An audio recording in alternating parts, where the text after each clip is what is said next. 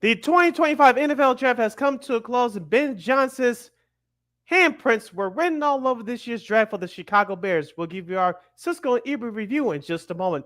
In baseball, the Phillies knocked out the Cubs in the friendly confines, while the White Sox stole two losses from the jaws of victory in the city by the Bay. We'll explain.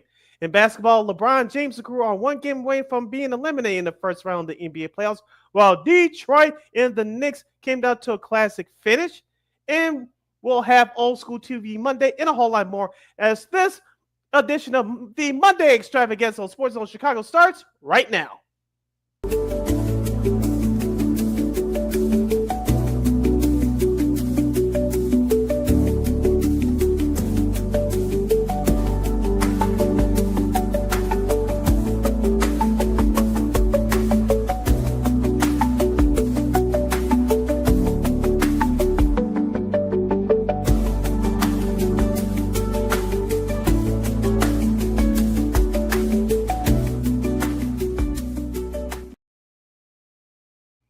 Welcome to this edition of the Monday Extravaganza, the last one for the month of April. You're locked and loaded, and we're live in living color right here on Sports Soul Chicago, along with Miss LaKeena McGee, which is she. I ain't Sidney Brown. You know that it's me.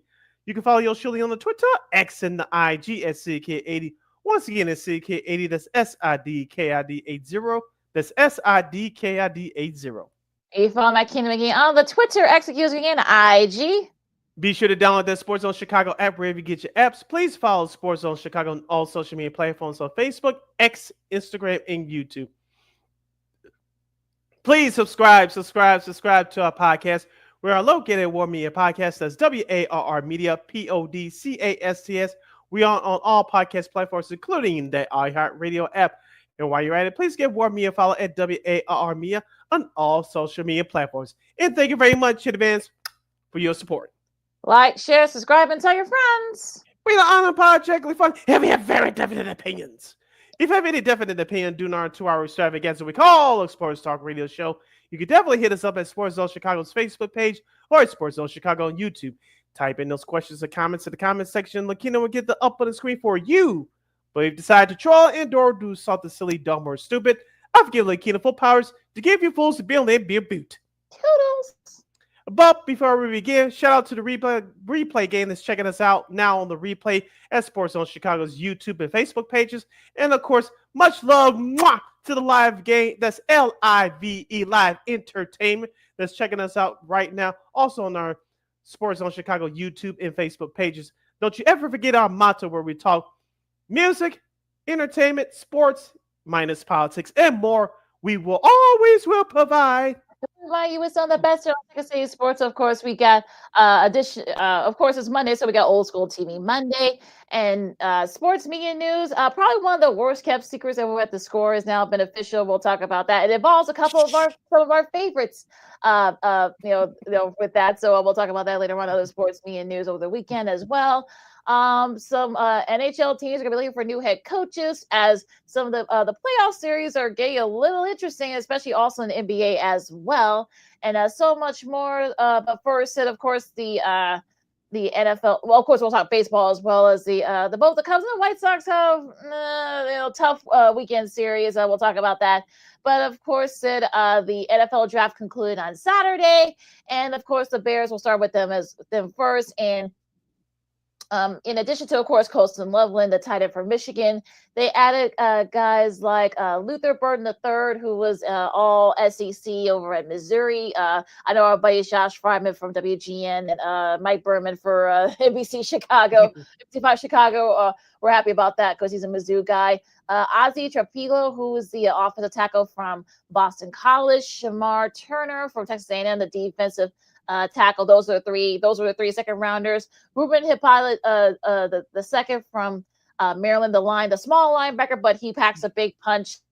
Zaf Frazier from UTSA, the Roadrunners. Beat the cornerback. He was selected in the 5th round. I knew you were going to do that. Yeah, well, of course, duh. You got to do it. The Roadrunners. Beep. Luke Newman from Michigan State, of course, the offensive guard. And they finally, for the last pick, announced a running back depth with Kyle Monagal who from Rutgers, who was actually all Big Ten, because of course the Ohio State guys, Caleb Johnson and Travion Henderson weren't there, so they wait till the seventh round to address that. So, what did you think? I know some of the grades that a lot of the draft experts were giving them, like B pluses, Bs. What do you think? Although the Bears did very well, you could tell that Ben Johnson's handprints were all over this draft. Of course, with the first round pick we talked about on last Friday on the show with the tight end.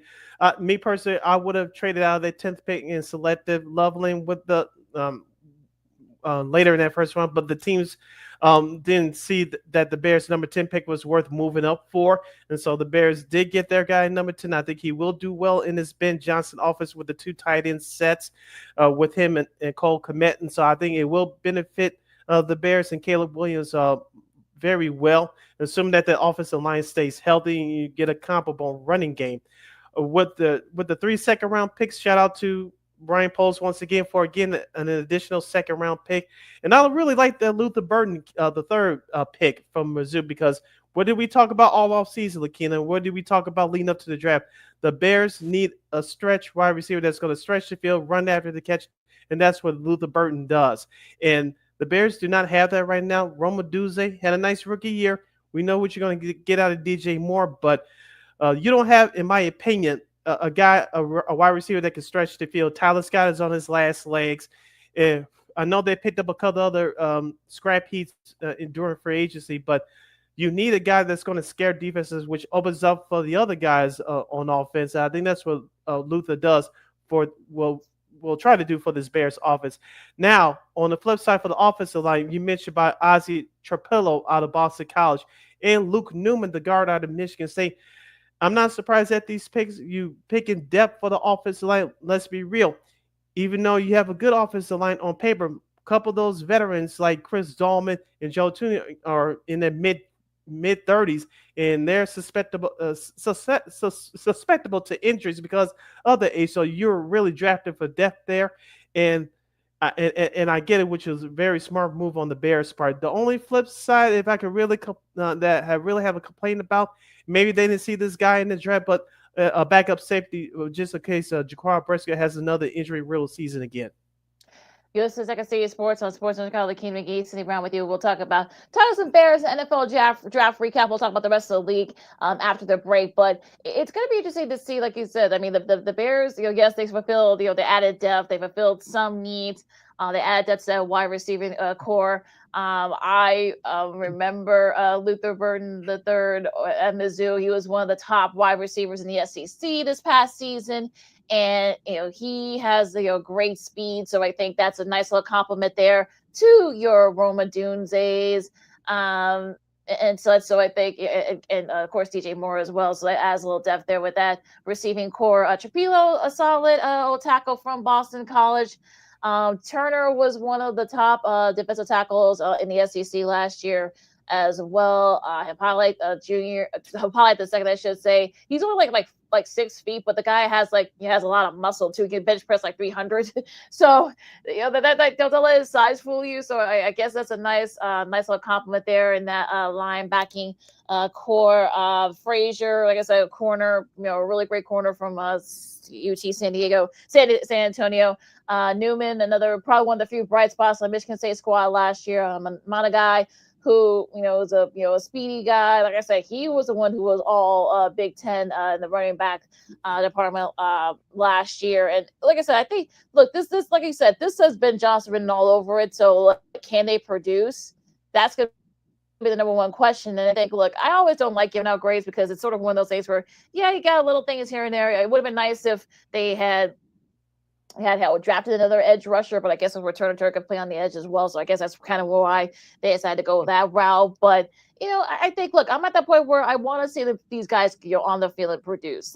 It's going to, the draft looks good, but again, I need to see these guys in Coach Johnson's system to see if these guys, this was a good draft for the Bears.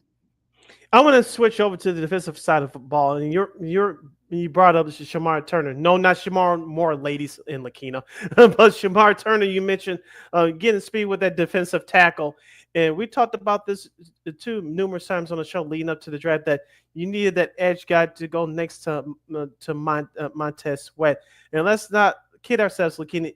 Before last season, the Bears did not have a problem stopping the run. Last year they had problems not just pressuring and knocking down the quarterback. They had problems stopping the run too. I think the Shamar Turner pick will help the Bears, be speedy. Like you said, he could play in defensive tackle wherever you line him up. As long as he has speed and knows how to get around these linemen, I think the Bears will be okay. I think this pick will help them do that. And it seems like with this Bears defense, you need speed and you need athleticism to get to the quarterback. Now, you hope that Montez Sweat will stay healthy. And if he does, he can draw the result in limited action before his injury to his shin last year. He was drawing so much double teams that it tried to open up space for the other guys. He just couldn't get home to the quarterback on a consistent basis, and which in essence it didn't help them stopping the run either, because most of the teams that they played last year ran all over them as well. So with that Shamar Turner pick, I think this should help them curb that problem of stopping and running. Hopefully they can turn that into, again, consistent pressure on the quarterback.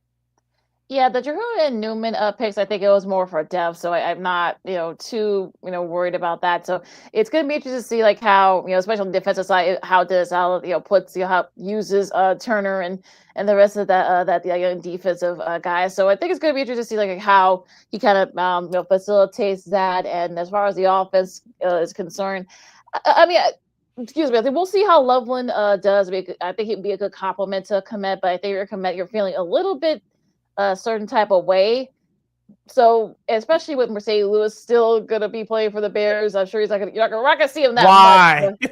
Yeah, we're not gonna see him that much. But yeah, well, you're just fill up a roster spot. But I digress. But it'll be interesting to see how this does. But yeah, so you got a rookie training camp, mini camp coming up, and we'll see. Of course, training camp after that. So this is all kind of like, look, they've had a nice off season, but look, they've had nice off season in recent years. It still hasn't been the case. So let's see how these guys do once we get the pads on them and they start practicing. And one more player that you brought up earlier, I want to talk about real quick, is Kyle Manaji out of Rutgers. Now, will he be the quote unquote second running back on this team? I think by common sense, football logic depth chart, the answer is yes, but you still have DeAndre Swift and you still have Travis Homer. Why is he on this roster outside of special teams? I don't know, but maybe you think, I thought they should have went after Cam Scatterboot out of Arizona State. We'll tell you where he went following this timeout. But for the Bears, the way that Ben Johnson wants to use the running game in his offense, hopefully that he makes, most 7th-round picks don't make the team. But if he does make the team, how many carries is he going to receive? Will he split it with DeAndre Swift or perhaps somebody else, barring any major injury? So it looks that pick, the 7th-round pick looks nice on the board, but I want to see how well they use him during the preseason, and will he be that second banana to DeAndre Swift? Yeah, I was seeing like some of the people that we know who cover the Bears. They were kind of like lobbying for them to get to draft Scatterboot, but that would have been funny though if that would have happened. But unfortunately, they just missed him, and like I said, we'll tell you where he went in just a second after the break. But also to some other notable names. Shedeur Sanders finally got drafted to an interesting place. We'll tell you where in just a little bit here, and also some other notable names. And also how other teams did in the draft as well, overall grades and such. So a lot of draft recap to do still. LaKeena McGee, Sidney Brown, Second City Sports, Sports of Chicago. More draft talk and a little baseball too coming up right after this. This year, my mom got me the perfect bag for back to school. These colorful binders help me stay organized. These headphones are just what I need for studying. These new sneakers are just what I need for the new year. This jacket is a real must-have. My parents got me the skateboard I wanted. It's pretty cool. These scissors really come in handy in art class. These colored pencils, too. These new socks, they can be a real lifesaver.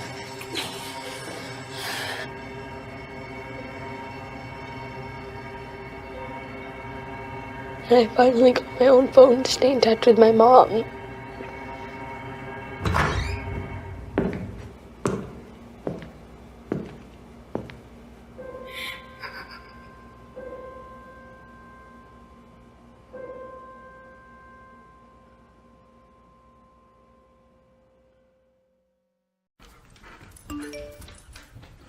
Trisha's having a sleepover tonight. Can I go? I wonder about Lucy's friends. What should I say? I know you're only 10, but one of these days a friend will offer you a drink. And alcohol at your age can lead to so many things. None of them good. So can I go to the sleepover? Lucy, I want you to promise me I something. finished my homework. Bigger promise. If there's any drinking, I want you to say, "No thanks, not my thing." Mom. I promise you. Your real friends won't care. Deal? Sure. Really? I promise, Mom. They really do hear you. Did you pack your toothbrush? For tips on how to start the talk, visit underagedrinking.samhsa.gov. A public service message from the Substance Abuse and Mental Health Services Administration.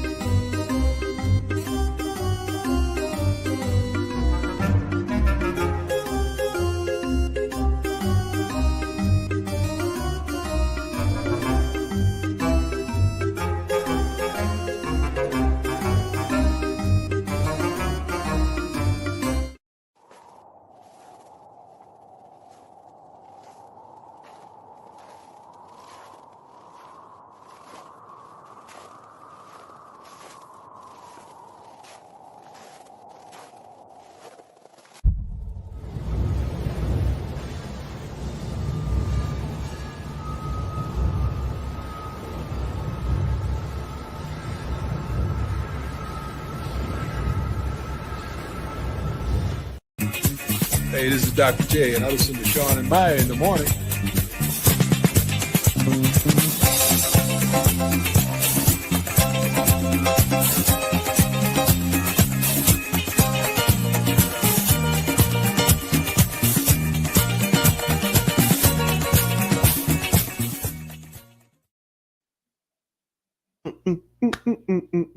Welcome back to Second City Sports. So this Monday extravaganza edition, the last one for the month of April. You're locked and loaded, and we're live in the Living Color right here on Sports Zone Chicago. I'm Sid. That's LaKeena. You can follow Yoshili on the Twitter, X, and the IG at SidKid80. Once again, it's SidKid80. That's SIDKID80. SIDKID80. You find my Keena McGee on the Twitter, X and Hughes again, IG. If you have any questions or comments for us regarding the Bears, the NFL draft, and Major League Baseball for this segment, you can definitely hit us up at Sports Zone Chicago's Facebook page or at Sports Zone Chicago on YouTube. Type in those questions or comments in the comment section. LaKeena will get the up on the screen for you. Some of the notable, even for me to say names that were drafted over the weekend. After Thursday, of course, I guess the big name here, of course, was Shedeur Sanders, former Colorado quarterback, and he ended up going to Cleveland, and this is actually via a trade. So of course, everybody, there was all this talk. He ended up going 144 to in the 5th round. This actually, oddly enough, there's actually 2 rounds before, 50 picks before that. Dylan Gabriel, before QB from Oregon, also got drafted. So the weirdness how all that works. But so so we'll start with Sanders. What do you think? About, we had a little discussion in our group chat with us and our girl Christine Matt from KXRB. Interesting QB room, to say the least, in Cleveland. Yeah, I know that Deshaun Watson won't play this year. Probably won't ever play ever again, because I think after next season that guaranteed contract is off the books. They'll probably have to work out something with them if they could get off of it sooner after this year. But after him, you have Joe Flacco, then Dylan Gabriel, and of course now Shedeur. I want to start out with the Dylan Gabriel pick. From what I've heard and read, LaKeena, I don't know about you, but Cleveland Browns owner Jimmy Haslam wanted Andrew Berry, the GM, to make a splash for the quarterback. Mhm. And of course, Dylan Gabriel was good at Oklahoma, but do you really think he'll be ready just in case Joe Flacco gets hurt this year? Me personally, I don't think so. And then, of course, they selected Shador Sanders in the 5th round. I found it very interesting to see why Shador fell so fast. And I don't know, LaKeena, if you caught Colin Cowherd's podcast late last night, earlier today. He had John Middlecoff. He's a former NFL scout, and he said that from what he heard around the league, that this was basically, you could read between the lines, that this had something to do with Deion Sanders pumping him up during the Super Bowl week, saying that basically pulling Eli Archie Manning. Well, he's not going to play for this team. If he's selected by that team, we're going to do this, we're going to do that. So many teams were afraid of Shador. And of course, I don't know if the stories were true or not, that he didn't do well in interviews and whatnot. We don't know if that's true or not. I'm sure we'll find out the truth at some point. But many organizations were scared off by the Deion Sanders factor, and that's why he fell. Now, do I believe that Shador Sanders was a 5th round pick? No, I didn't think he was going to fall out of the 1st round.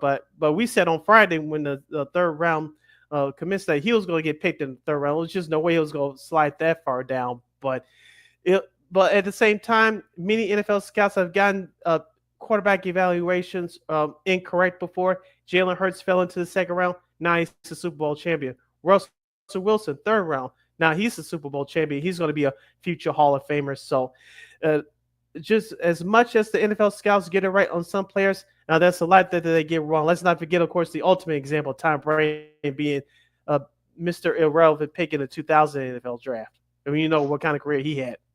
But yeah, whatever happened to him, and he'll tell you every chance he gets about that. But yeah, I mean, it's sort of one of those. It's one of those things where I know people try to bring race into it, like, well, no one made a big deal when Eli. Look, we're not doing that. It's about people boycotting. We're not doing that crap. So stop it, all you social media warriors, all you keyboard warriors, as I call you. It's sort of one of those things where if and I saw the clips, like the one thing I think that probably turned a lot of folks off was like, do you know who my dad is?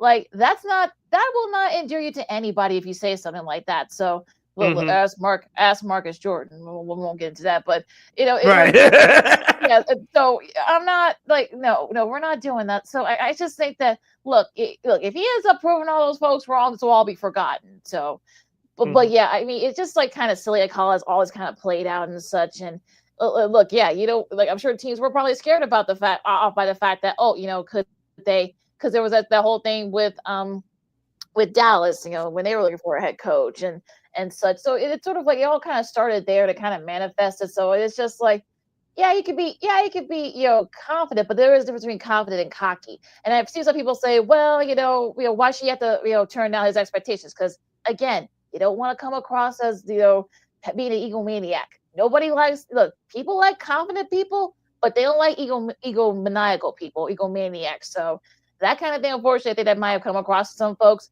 Look, the best thing he can do to prove everybody wrong is to, look, if he plays well, balls out, hey, great. If he ends up, being sticking it up, that narrative is going to go. So yeah, the only way he can go here is up. So hopefully this will be a good lesson for him. And sometimes being humble is not a bad thing. Just saying. Let's just have this. I played this scenario out in my head this morning as I was prepping for the show. I think it's safe to assume that Shador Sanders probably won't be there for his whole career. Talking about in the Cleveland Browns uniform. Let's just say that Deion Sanders, who I think he'll try to make his case to coach in the NFL in the next 2 or 3 years. Assume that Colorado has a couple more successful seasons. You don't think that he's going to at least try in some, excuse the expression, backdoor way, try to get Shador Sanders to join his team if he decides to try to coach in the NFL? Well, of course. Well, duh. That's why a lot of people were turned off. That's why people just answer your own question. So we'll see what happens. Like I said, Shador Sanders, I think he'll prove people wrong, but it'll depend on how how he carries himself, but on and off the field, how he does in the film room, and definitely what he does in the practice field. So if he continues to work his tail off both on and off the field, like you said, LaKeena, be a little bit humble, not be bigger than the room. Yeah, I think he'll be fine. But like you said, LaKeena, he's a rookie. There's nothing wrong, like you said, being confident in yourself. But if you get too full of yourself, thinking that you're just gonna coast by, then there, in my opinion, I think that's the problem. Like I said, I love confident people. I know it does. Some people express it in different ways, but if it comes out that you're better than other people without you proving it, or you do it very little, I think then it becomes a problem.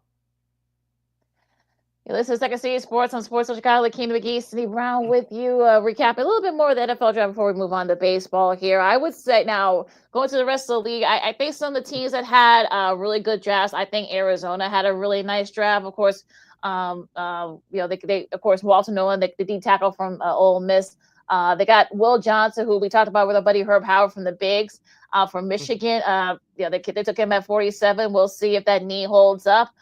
Some other guys that they drafted, Jordan Birch from Oregon, Cody Simon from Ohio State, also Denzel Burke from Ohio State as well. So a lot of Ohio State guys ended up going in the draft. Baltimore, I think, had an even better draft. I feel like they got Malachi Starks from Georgia, Mike Reed from Marshall, their edge rusher, Emory Jones Jr., the tackle from LSU, Teddy Buchanan from California to add a little bit of depth there. Interesting note, though, they got a kicker, Tyler Loop from Arizona, who's one of the top kickers in all of the Big 12, I should say. I almost kept myself saying Pac-12, but with they asserted with Justin Tucker's future, I think that's probably why they decided to let's get a proven kicker there. There were a couple other teams I think that had a good draft.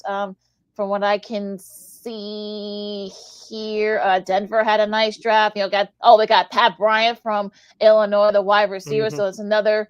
That's a good target for Bo Nix. Yeah, that's a good target for Bo Nix. Definitely a steal for the draft, I think. So they had a nice draft. I think Green Bay had a nice draft as well. Of course, you got Matt Golden, from Texas, Savion Williams, the wide receiver there. You can always look. You can never have too many wide receivers. For Jordan Love, they got two edge rushers in Baron Sorrell from Texas and Colin Oliver from Oklahoma State.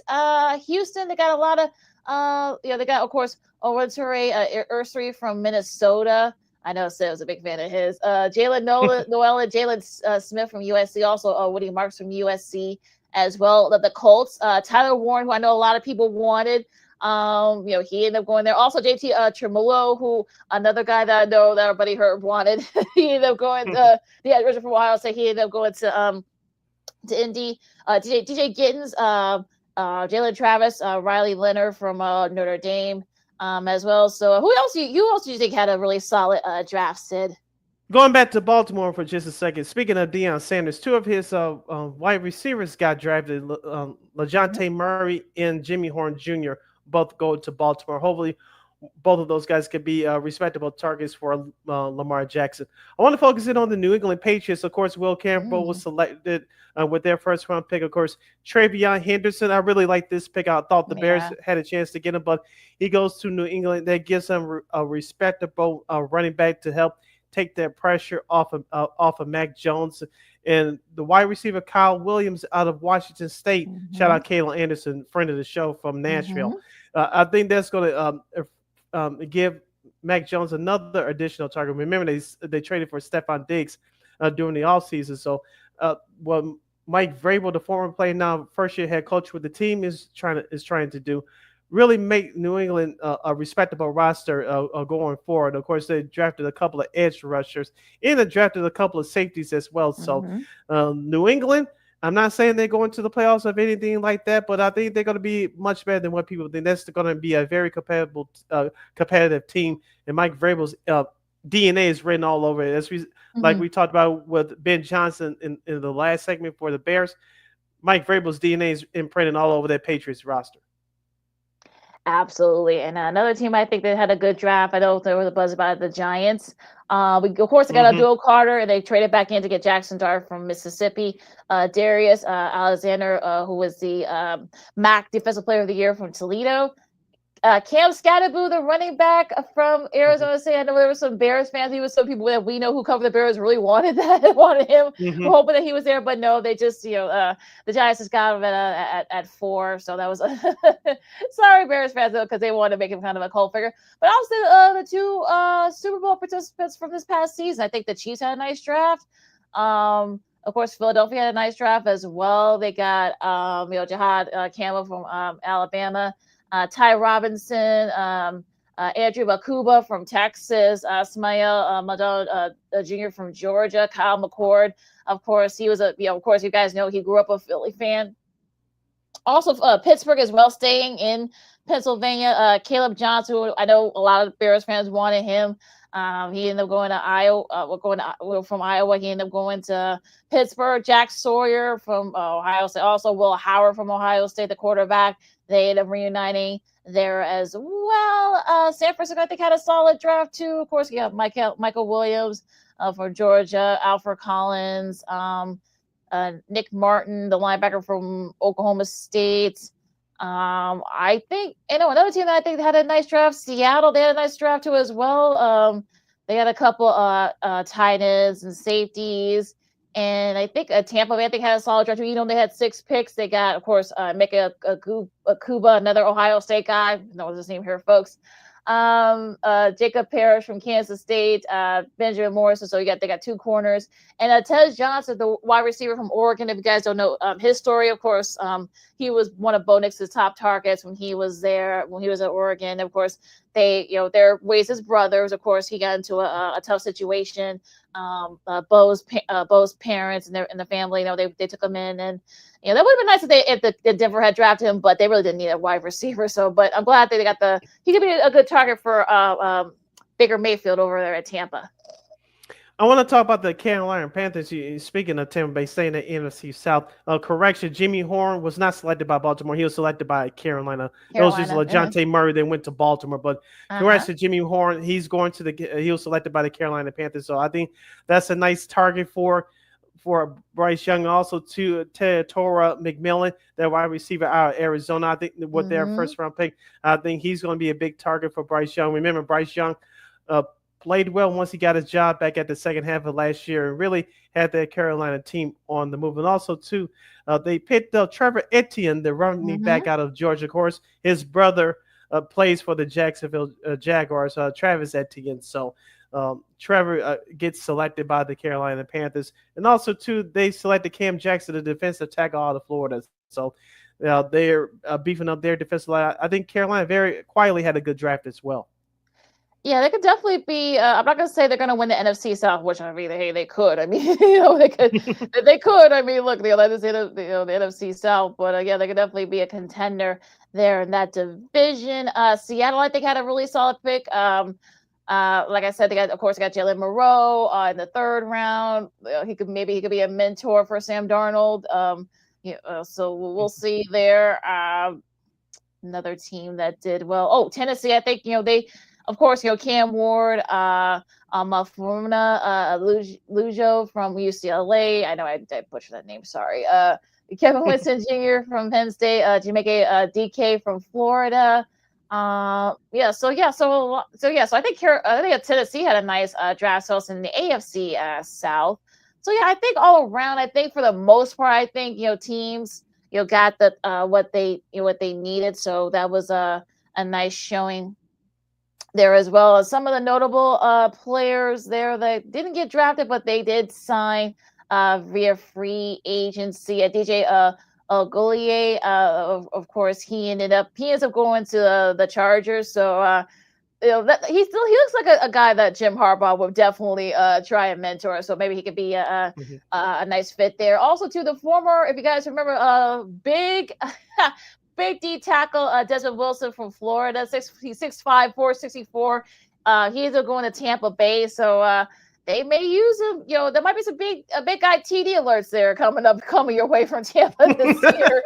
So yeah, because he did play wide receiver a little bit there, so that might be an interesting one there. So yeah, so a lot of notable guys going there. You like seeing stories like that in the draft, so that was really cool. One more congratulations going back to the San Diego Chargers of Los Angeles, as we call them on this show. Oronde Gasson II, the tight end out of Syracuse, he was selected in the 5th round by the Chargers. Of course, we're getting old, LaKeena. We got to admit, we remember his daddy playing for the Miami Dolphins in the late 90s, early 2000s. We getting old. Oh God! I mean, that was a weird. That was just weirdness all around there. Also, congrats to Mason Taylor. Of course. His dad, of course, well, his dad, both his dad and his uncle are Hall of Famers. Of course, his dad's Jason Taylor. Of course, his uncle Zach Thomas. The tight end from LSU. He ends up going to the Jets as well. So the Jets end up having a nice draft too, with their first year of their new regime.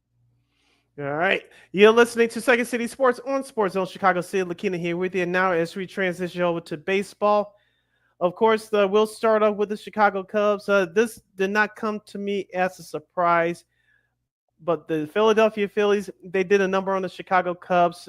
They beat the Cubs in extra innings last night, 3-1 in 10 innings on Sunday Night Baseball. The day before, last Saturday, on the Fox Saturday Baseball Game of the Week, they blow out the Cubs 10-4. After the Cubs shut the Phillies out in the opener last Friday after a 2-hour rain delay, 4-0. LaKeena, I'm not really too much worried about this Cubs team overall. As we said, this offense is going to be fun to watch. I thought the pitching was actually solid last night, but the problems that this Cubs team, as we said, with this offense at various times of the year, you're going to go through this with runners in scoring position. They had their problems last night, even though they scored 4 runs on Saturday. They really had their problems, especially early in that game on Saturday with the bases loaded. Yeah, I was actually able to actually watch the game yesterday. This was Sunday Night Baseball. Yay, no blackouts, but yeah, that was kind of tough to watch. It was one of those games where, look, it's a long season. Look, you're going to be some times when even some of the best offenses didn't have their look. I think about the Dodgers last year. They didn't, that they were actually some games here and there that they didn't, end up scoring a lot of runs. Which happens. Look, and I said this. Look, I think the Phillies needed that game, this series, more than the Cubs did, because I think they were kind of losing a little bit, not losing ground, but they were kind of. But the Mets didn't really have a good weekend either. But I think they really needed that this series more than they did. And look, they did their thing last night. They made some defensive plays late, and the Cubs, unfortunately, the bullpen again that kind of killed them. So, again, the bullpen kind of got it, but again, the offense, unfortunately, they didn't show their best stuff last night. Yeah, and like you said, you're going to have these types of series for the Cubs. Just hopefully, it's not a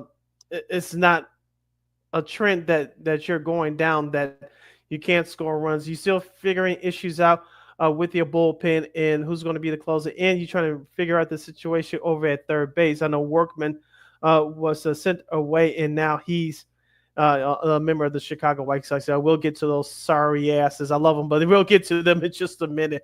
But you're trying to figure out your issues at third base and figure out who's going to be closer in the bullpen. Now with Ryan Presley's knee injury, he's out, I believe, a few more days. I know Porter Hodge has stepped in and done a very nice job. Will he be the guy when the season's over? How will Ryan Presley respond whenever he comes back from getting his knee drained? So you still have some issues to work out there, but as long as the starting pitching is consistent enough, I think this offense, you can tell that they have, even though they lost on Saturday, and of course they lost the game last night, you can tell with that offense. I think Miguel Amaya said it during that series in one of his post-game presses that we have the confidence, we have the belief that we could come back and win any game the way we've been swinging it back to start the season. So you like what you hear from the batters, but you just hope that contagious feeling picks up with the starting rotation, and of course, get your issues worked out with the bullpen. Yeah, they're 17-12. They still lead the division, and they actually started playing teams in their division, starting tomorrow against Pittsburgh. And look, you'll take it. Look, 17-12. Again, that was a tough schedule for the Cubs. Facing World Series contenders and division contenders in the other divisions. So they actually did pretty well.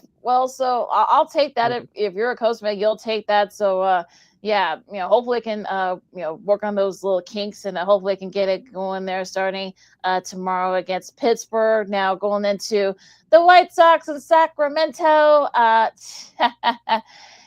I mean, look, they got one game, yay, and Yeah, and well, I mean, look, they're young guys. Stepped up, and they got the win on Saturday. But again, though they lost, they were right there for both. You could probably say should have won two, if not all three of those games in Yeah, the Sacramento. show But is 1-2 out of 3. Yeah. 7-21 there. But what can you say about the White Sox at this point? Unfortunately.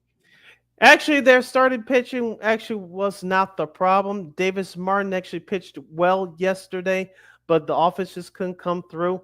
Jonathan Kennedy did well for himself last Saturday in that 10-2 win that the Sox had. Of course, it helps that you get double-digit runs, but I thought he was okay. But just what we talked about with the Cubs just a couple of moments ago.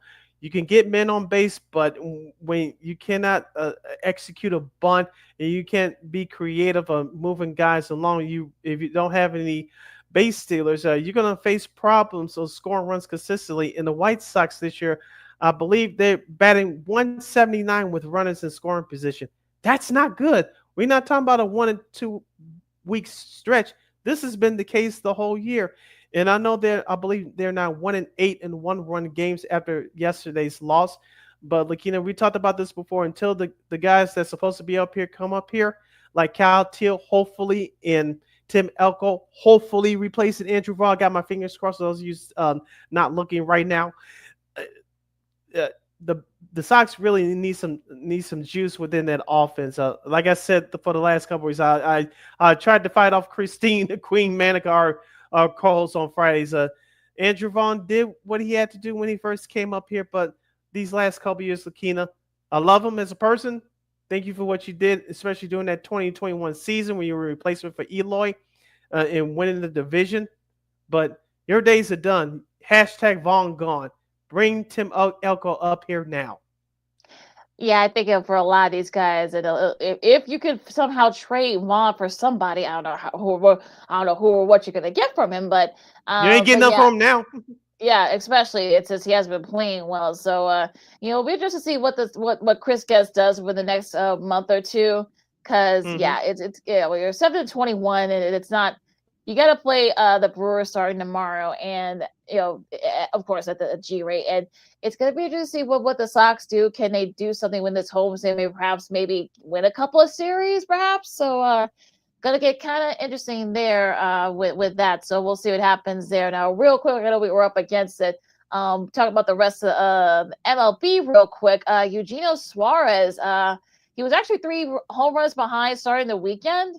But of course, he went 4 for 4 in 4 consecutive home runs. Unfortunately, they lost. the D-bats did. So, but yeah, I mean, look, I think that was a really nice showing on his part. But yeah, it's unfortunate because they did win.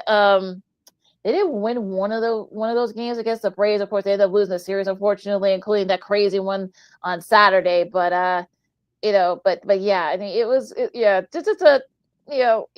not a good showing by the D-bats. They were able to capitalize on some of those games there. Speaking of team that's bouncing back, that's the Kansas City Royals. I know that they lost yesterday to the Astros, but they're almost near 500. And also, too, let's give props to the Boston Red Sox. They're back on track. They swept the Cleveland Guardians in Cleveland over the weekend. And also, to the New York Mets. I know some folks in New York want to, excuse the expression, jump off a bridge, especially after losing the 7-1 lead yesterday. You're talking about the Cubs having bullpen problems here in Chicago on the north side. The Mets have their own issues. They got to get it straightened out fast because in a division where you had the Mets, we have the Braves and you have the Phillies. If you don't get those issues straightened out real quick, you'll be lagging far behind. Also, the Dodgers with a nice 2 out of 3. They lost the series. They lost the opener against Paul Skeens, which I think. Yeah, shout out Paul Skeens. He pitched a great game against Yamamoto last Friday. Yes. Yeah, he outdueled Yamamoto there. Of course, I think a lot of Dodgers fans were too mad about that, but they did win the other 2, so you'll take that if you're the Dodgers. Cincy, they've won 4 in a row. They swept the Rockies. The Rockies are just, but I don't think there's really more you can say about the Rockies at this point. So, Bud Black must have a lifetime membership to that organization or something. He hasn't been fired. Is it all his fault? Absolutely not. But what's going on with that franchise is really beyond me. They were battling the Cubs for the wild card about 6-7 years ago before Jordan Manning got the boot. and now they fall into this this bottom cellar of baseball. It makes no sense. The Yankees get the series against Toronto after winning both the doubleheader sweep. Aaron Judge, of course, he broke. There was a tie there. Of course, he hit a home run there. Max Fried, won his 5th straight start also yesterday, so he outdueled Kevin Gausman there. So yeah, that was a nice little short there. The Yankees are starting to kind of get going there a little bit as well. In that division, Detroit, they have won 4 in a row. They swept the Orioles. So we talked about the Orioles. I feel bad for them. And I know some people will say that, well, they hung on to their. I think we talked about it on Friday too. I mean, that they held on to their prospects too long. I just think that there just wasn't. It was just bad managing, and just the fact that they didn't get the pitching that they needed to, and such. So yeah, I don't want to say that this is it for Baltimore, but it's not looking good for them at this point. Yeah, I kind of get that feeling too, but we'll see what they do as the month of May commences on us on Thursday. Of course, when we come back for our next episode on Friday, it'll be the 2nd day of May already. So, Baltimore, I want to see what they can do. As we say all the time in baseball, Memorial Day is the first day you can have a sense of where teams are going, and we've seen that we've seen over years that teams that get off to slow starts, they eventually catch up. We had the 2 last year with the Detroit Tigers and, of course, the New York Mets. But I'm not going to say we're not going to see that this year. But Baltimore needs to have that similar turnaround. They need to get going now. And like you said, it starts with starting pitching, which right now you just don't see it. Going to the schedule for this week, you got the Mets and the Nationals. The first game of that series will be later today at 3 o'clock on MLB Network. Minnesota and Cleveland should be interesting. I know Cleveland had a pretty good weekend there. Speaking of the Baltimore Orioles, they host the Yankees. St. Louis and Cincy, again, the first game of that series will be on MLB Network.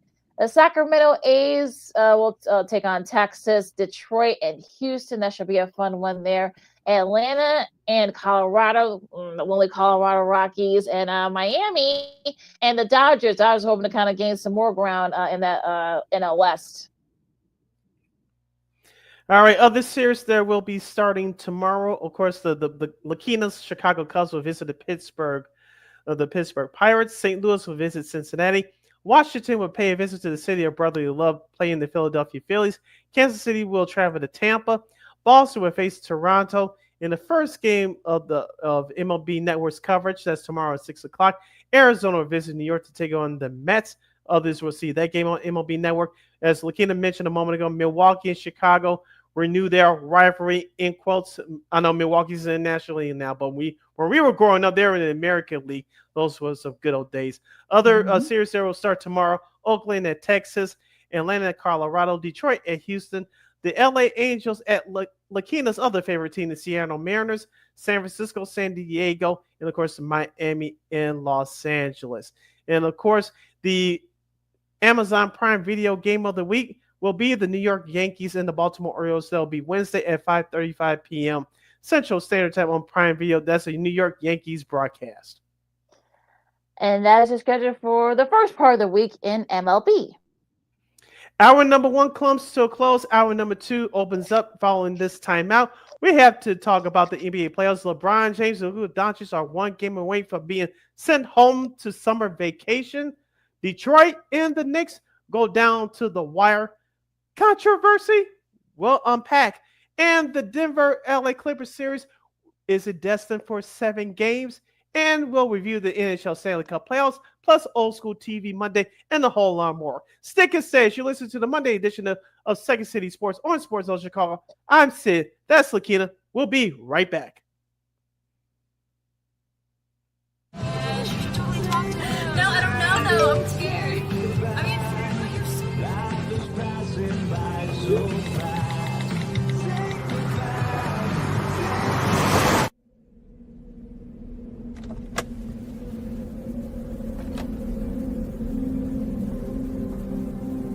Do you know that you're in my lane?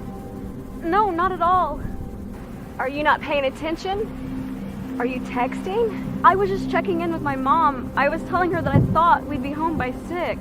It's okay. There's enough time. Just pay attention. I'm not even halfway through my text. There's no way. I'm not even going to look up. My babies are in the car. You have to pay attention. It's just supposed to be a quick text. I'm so sorry.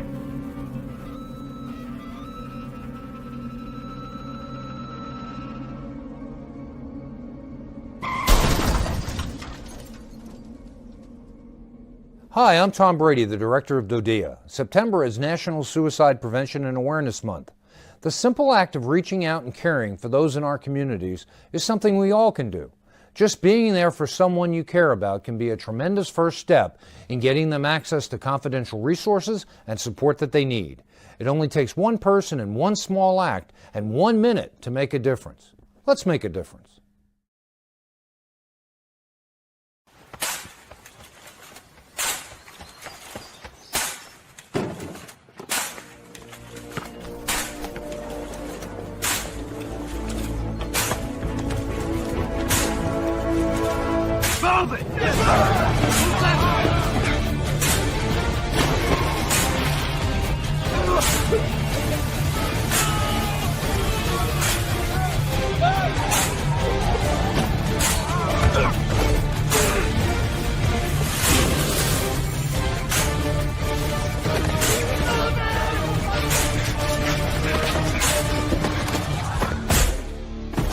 Many will hear the calling. Few will earn the title. United States Marine. The few, the proud, the Marines.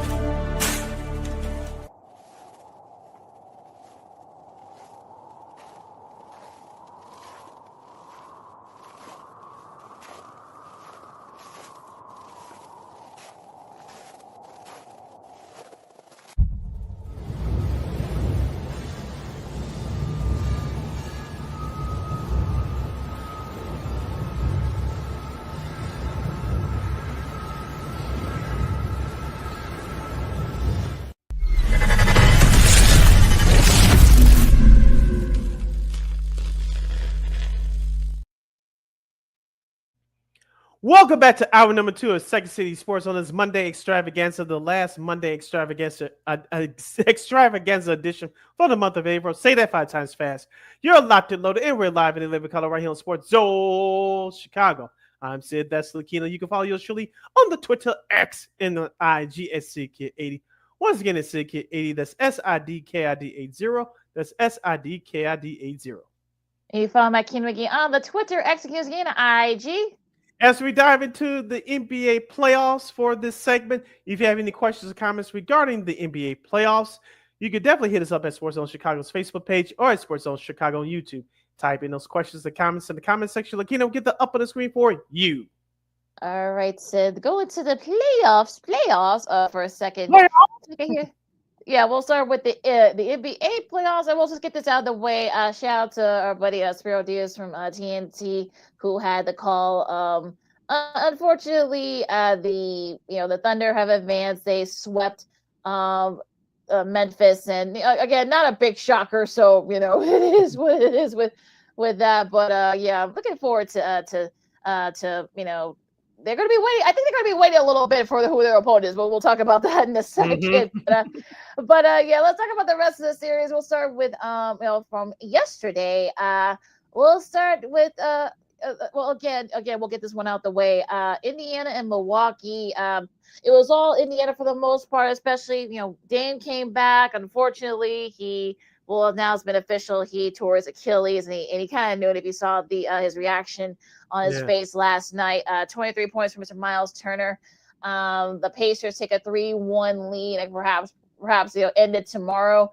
So yeah, that was tough to watch though, seeing Dan, because I know he worked his butt off to get back after those blood clots, but only to tear your Achilles. It's just poor Dave. You got. I feel bad for him all over. Yeah, so do I. And we talked about this on the show last year. He was going through some personal stuff off the court. We won't get into that, but he was injured. He could not participate in last year's playoffs, and unfortunately, it's the same story this year. He only played a game and a half before he suffered that Achilles in a non-contact not to contact play Brutal. last night. So you feel for him. I know the question is going to start. It has already started, at least on social media anyway. Well, Giannis Antetokounmpo asked for a trade this summer. I believe he has 2 years left on that contract. So we'll see what happens there. So, but as far as the game last night is concerned, Bobby Portis, their emotional leader, he tried to start some stuff, and then you can see Milwaukee's frustrations out on the court. There was a couple of verbal exchanges last night, and they really tried to intimidate the Pacers. But the Pacers, just like last year, they didn't back down from this Bucks team, and the Pacers were hot from the outside. You mentioned Miles Turner had a good game. Tyrese Halliburton made some big shots, and also too TJ McConnell, their backup guard, coming off the bench, he made some big shots as well. So to give head coach Rick Carlisle credit, as I told you, you can back me up on this. I said during the All-Star break, watch out for the Indiana Pacers. Will they go back to the Eastern Conference Finals? No, but they're going to give whoever they play in the playoffs a hard time, even though Milwaukee is riddled again. The Pacers showing that what they did last year was no fluke. Yeah, absolutely. So I think, look, I think you give the Pacers credit, I think, for kind of sending the message, getting that going there early on. So I would say, look, good for them. And look, I kind of feel like, again, this is, you feel, of course, you feel bad for the Milwaukee because, look, they came back. They were able to at least get a game.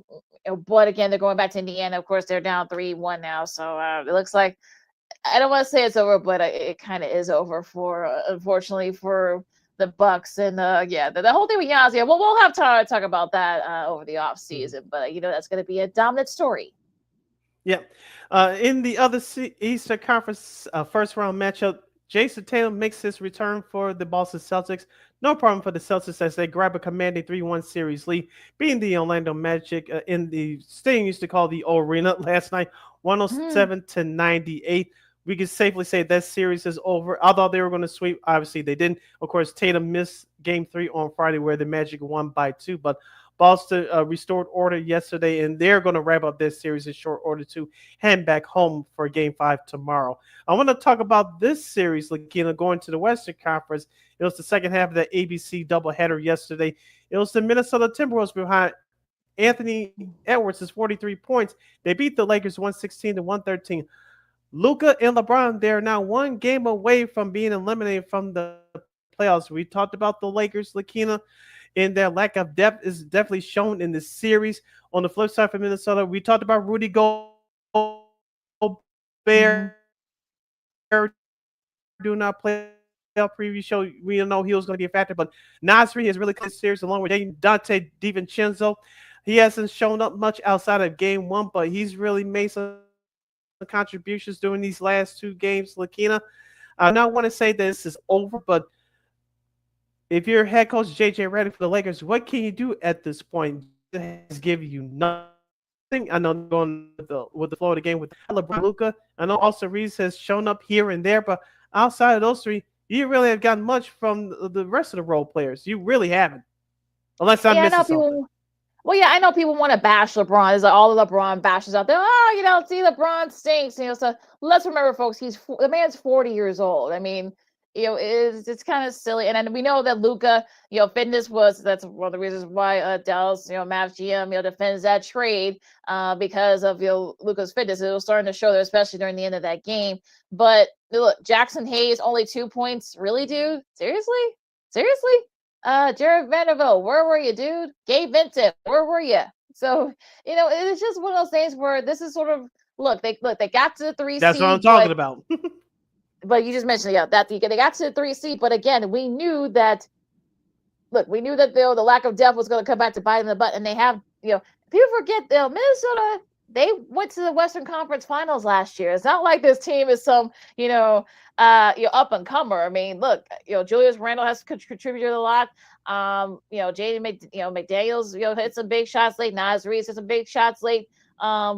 For the T-Wolves. So it's not like these guys are just some, team, that up and comer. I mean, they've been right there all season. So again, they were a big physical team. We knew that was going to be a problem for the Lakers, and unfortunately, it's starting to show. And Anthony Edwards, when we'll get into his personal life, that's a different show. Google that yourself. But yeah.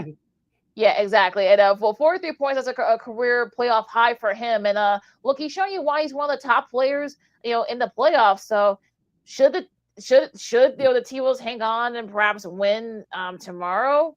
I wouldn't be shocked. I mean, look, honestly, it's one of those things where like this is not a fluke, folks. I think for people that want to give Minnesota credit, look, give Chris Fisher credit too. He was a finalist for Coach of the Year last year. So I don't know what else more can I say about this T-Wolves, this series. I mean, you hope that if somehow Luka, LeBron can come back and lead the Lakers, but they're gonna need some help. They need it.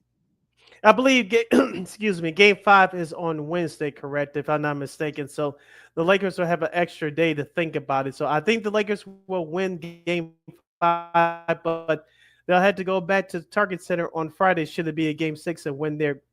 But if I believe that if the Lakers take care of business in Game 5, which I think they will, if they can get Game 6, I think Game 7, I'm not going to say it's a foregone conclusion, but I think the Lakers will win Game 7 if they can win the next two games. So pressure's on the line for LeBron James and crew. And LeBron James has been in this position before 9 years ago when he was with Cleveland, trailing Golden State 3-1 in the NBA Finals. Of course, they came back to win the championship and win that series in 7. So still a pressure situation. I think the Lakers will get Game 5, but Game 6 will be the game for me. Whatever they can put out on Wednesday, assuming that they win, they have to turn it up that much more because the way that the Lakers play, even though I thought they did play better yesterday than they did last Friday night, that Minnesota Timberwolves team plays much different at home than they do on the road. So the Lakers, assuming that they win Game 5 on Wednesday, they're going to have to match that intensity for the Timberwolves when they go back to the Target Center for a potential Game 6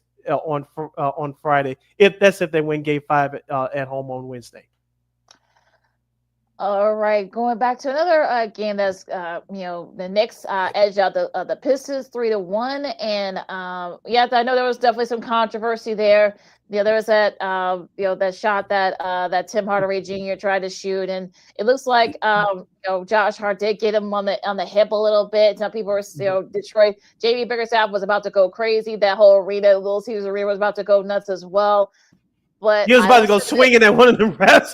He wanted to swing at somebody, but yeah. Look, 14 points and they scored in the third quarter, I should say. You were up 10 with about 10 minutes left in the fourth. You should have put the Knicks away. Sorry, Pistons fans. Did Hart get away with a foul? I think even the referee presser that they did afterwards, it was a foul. Again, you should have hung on to win that game. You should be up 3-1 right now, or at most it should be tied. So look, I don't. Yeah, you can say it's definitely an experience and such, but it's like there's no excuse for that. Detroit. I know. Kate Cunningham had 25 for the Pistons. Tobias Harris had 18 points. This is his first radio in the playoffs. But everyone else has to show up. I mean, Sir Thompson, where are you at, dude? Jalen Duren, where are you at, dude? Especially in these situations where the Pistons, are trying to kind of put these games away. They haven't been able to do that. Now, Jalen Brunson, you can tell he's banged up. He came, back and scored 32, especially led that rally for the Knicks to win that game. But you got to think that it's going to get to a point where he's not going to be able to do it anymore. And I want to bring up Karl Anthony Towns. We talked about last week on the show. He had a terrible performance in Game 2 where the Pistons won, and Catman only had 10 points. He stepped it up over the weekend in Detroit, scoring 30-plus points. So I know he had 32 points yesterday, including the go-ahead three-point shot, which gave the Knicks the 94-93 win.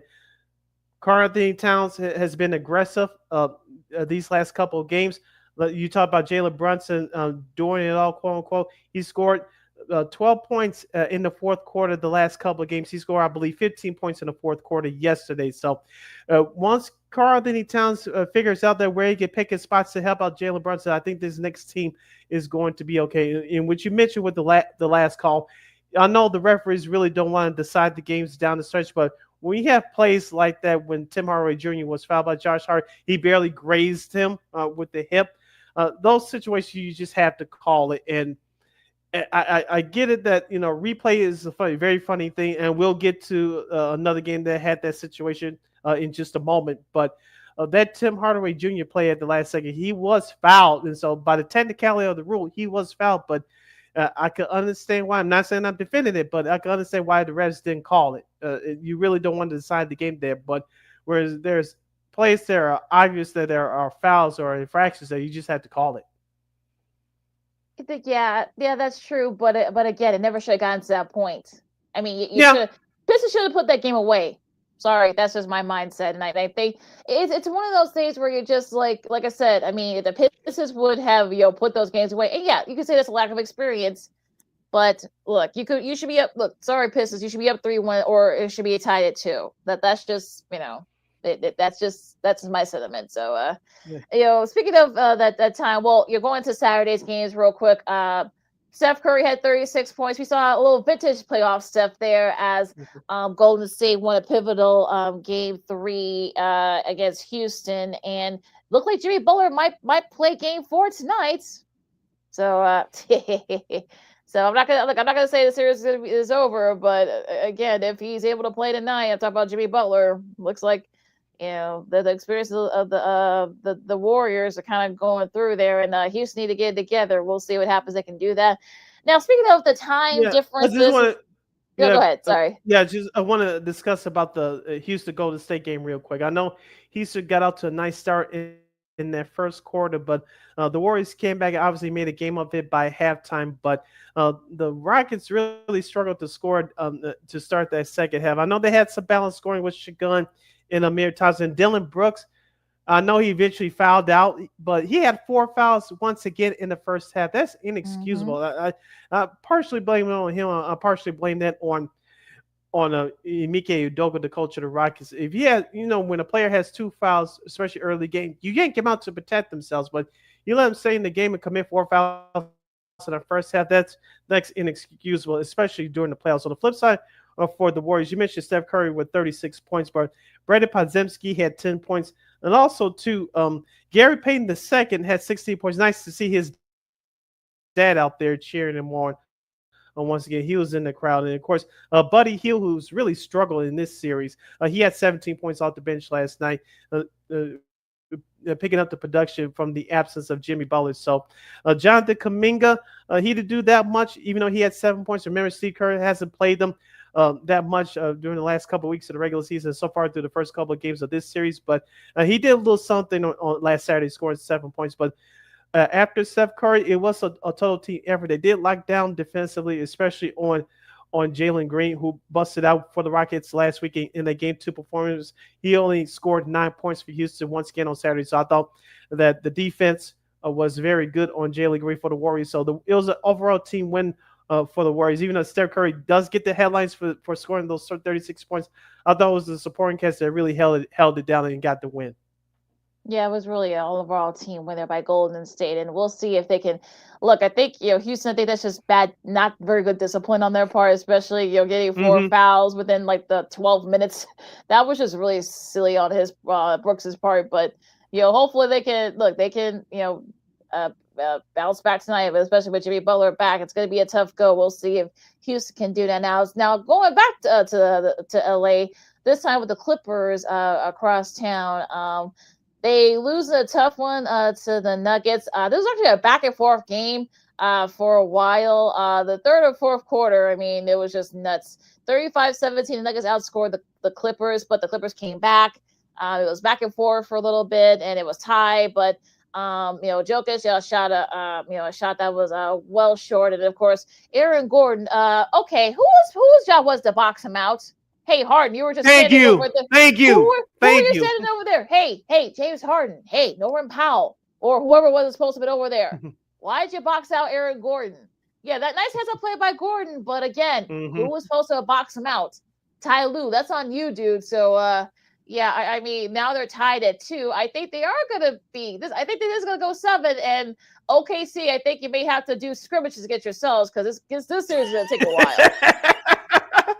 That was my takeaway from this game as well, LaKeena. I forgot who had that skirmish early. It was James Harden and I believe it was Christian Brown who had that verbal skirmish, and then I think Aaron Gordon came from behind to defend his teammate, and there was some technical fouls being given out, but no one got thrown out, thank goodness. But I know some people may talk about the way that playoff basketball is played compared to the regular season. You don't want the animosity to build up a little bit, but you don't want to get too far out of the hand. And this has been, call me crazy, LaKeena. I'm not gonna say this is the best series of all time. That BS, not yet. It is far from this series is far from over, but this definitely has been an entertaining series to watch. We talked about it last week on the show. The Clippers should have won Game 1 last Saturday afternoon. They didn't do it. Of course, they bounced back in Game 2 this time last week. Of course, last Thursday they blew out Denver in Game 3, and they should have won Game 4 last Saturday. As we talk about all the time in sports, especially during the NBA playoffs, it always comes down to the little things. Yes, they called Denver off guard. There was a great comeback in the fourth quarter, but it's the little things between winning and losing, and perhaps between winning and losing a series. And if the Clippers go on to lose this series, that last play last Saturday will tell you why that they lost. Box out. Just saying. Yeah. So, like I said, OKC, I think he may have to. I think Coach D is going to have to maybe have some scrimmages with his guys because, like I said, this series is going to take a while. Now going to another game. Cleveland and Miami. Cleveland. I thought Miami was going to steal one. I guess that's not going to happen. Jared Allen scored 22 as the Cavs get a 3-0, I should say, over Miami, and Bam only had 22 points. It looks like, barring a collapse like Cleveland, could in this tonight. We'll see, but yeah, it's not good for Miami at this point. I don't know about you, LaKeena. I really didn't watch much of the game. I did check up on it, but I saw some empty seats, and maybe that's telling you something. I know it was scheduled. That game was the first game, so it was on at 12 noon here in Chicago, 1 o'clock Eastern, in Miami on a early Saturday afternoon. So maybe it was part of the reason why that it wasn't a full sellout crowd. I would think that would be it, but maybe it's just a couple of fans sending the message that we really don't like this Miami Heat team. But I'm not down there, so I don't really know. But as we said during our playoff preview show, the Cleveland Cavaliers, they're proving to you that the regular season was not a fluke. They're a way better team in Miami, and they're taking care of business. I'll be shocked if they lose tonight. So the way they performed on last Saturday in Game 3, that's the way a team should dominate a lesser opponent. Yeah, so I didn't watch a single moment of that game either, so don't feel bad. So yeah, it was just seeing a lot of empty seats there. Again, that's unfortunately, you were thinking with Miami playoff basketball, but unfortunately, that wasn't the case there. So we'll see what happens tonight. Speaking of tonight's games, going to this week's games for the playoffs, you got of course, could the Cavs wrap it up tonight against Miami? We'll see. That's going to be at 6:30 on TNT, True TV, and Max, a doubleheader there.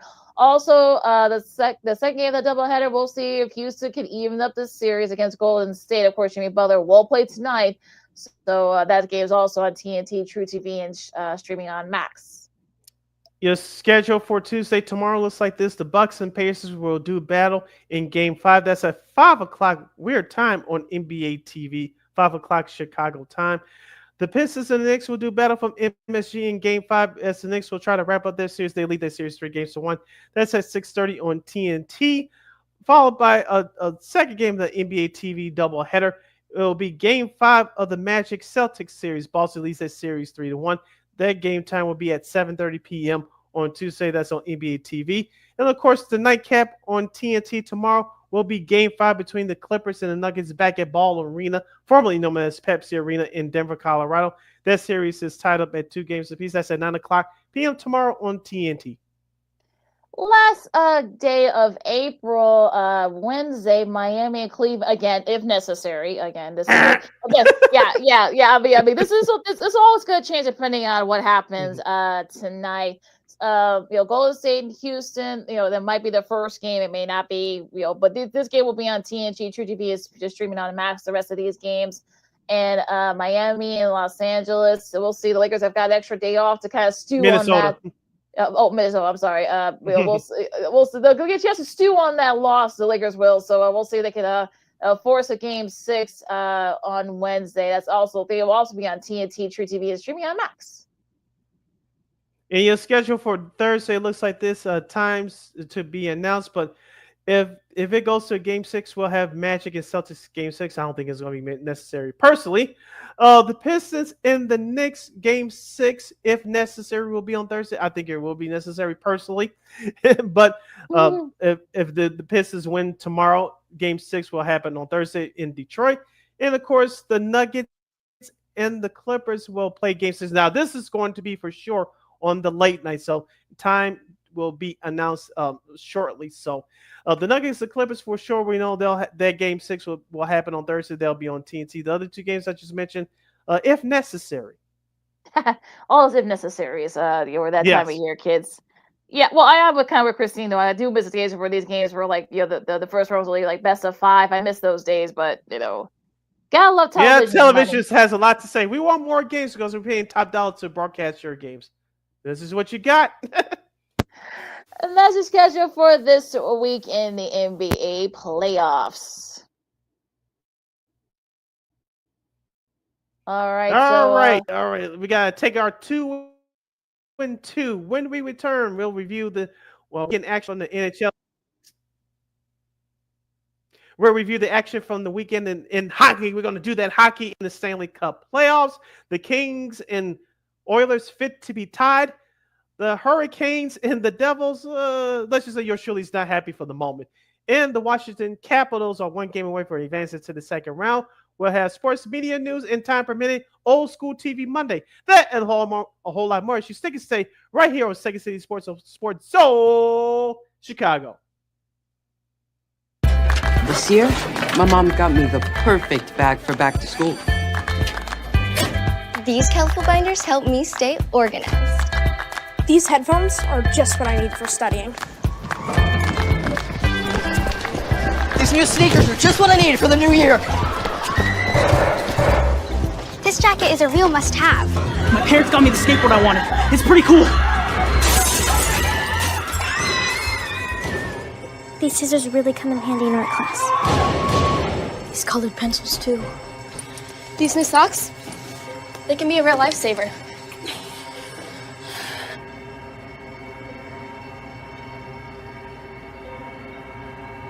I finally got my own phone to stay in touch with my mom.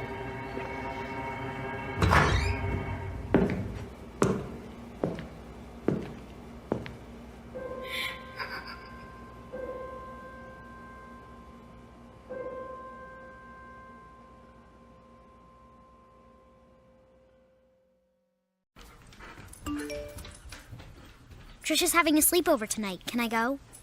I wonder about Lucy's friends. What should I say? I know you're only 10, but one of these days a friend will offer you a drink. And alcohol at your age can lead to so many things. None of them good. So can I go to the sleepover? Lucy, I want you to promise me I something. finished my homework. Bigger promise. If there's any drinking, I want you to say, "No thanks, not my thing." Mom. I promise you. Your real friends won't care. Deal? Sure. Really? I promise, Mom. They really do hear you. Did you pack your toothbrush? For tips on how to start the talk, visit underagedrinking.samhsa.gov. A public service message from the Substance Abuse and Mental Health Services Administration.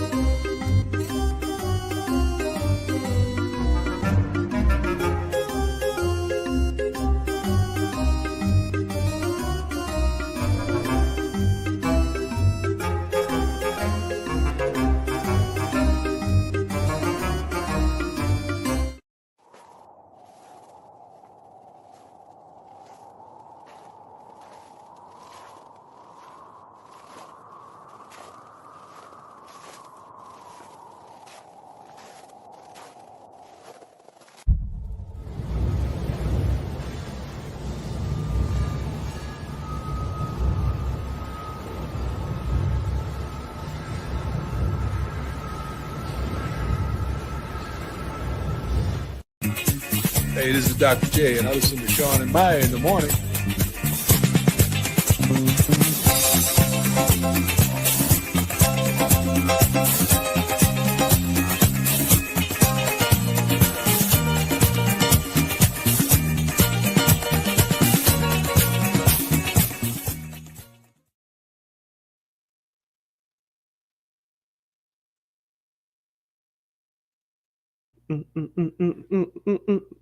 Welcome back to Second City Sports, the Monday extravaganza edition, in our sports potpourri segment of the program. I'm Sid, that's LaKeena. You can follow yours truly on the Twitter, X, in the IG at SidKid80. Once again, it's SidKid80. That's SIDKID80. That's SIDKID80. You can find LaKeena McGee on the Twitter, X, and IG. This is our last break of the show today, doing our sports potpourri segment. We got to come up with a GIF at some point. This is our last break of the show for today. So if you have any last minute questions or comments of any of the topics that we discussed on today's show, you can definitely hit us up at Sports Zone Chicago's Facebook page or at Sports Zone Chicago on YouTube. Type in those questions or comments in the comments section. LaKeena will get the up on the screen for you. We got some interesting coaching changes here in the NHL, but we're gonna do the actual playoff ice game hockey first.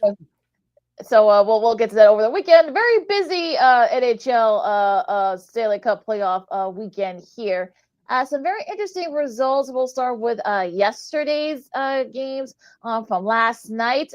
Edmonton ties their series with the Kings at 4-3, and I actually saw a little bit of this game once that Pacers game, once that Pacers game kind of ended there. So I took my concentration over to this game, and I don't blame you. Leon Draisaitl got the overtime goal there for the Oilers, beating the Kings, and they they're tied at 2, and it was right at the end of the of overtime. So so the Oilers, we said this could go 6 or 7, so that's like it's gonna happen. I said I made my prediction that the Kings will win this series of 7 because they have the home ice advantage. I know they're one of the top 5 teams in record rights at home this year, but playing on the road, especially in a hostile environment, Edmonton, where many of those players have played in those playoff series for the previous few years, but it's just something about this Kings team that, when it gets down to it, that I don't like. You had to, as we talked about in our previous segment regarding the NBA playoffs, they had to know the situation and execute the little things. And the Kings had a 3-1 lead in the third period. They let this slip away last night. And as soon as you saw Edmonton tie the game toward the end of regulation, you knew that this game was over and the momentum had swung to the Oilers. So congratulations to Edmonton.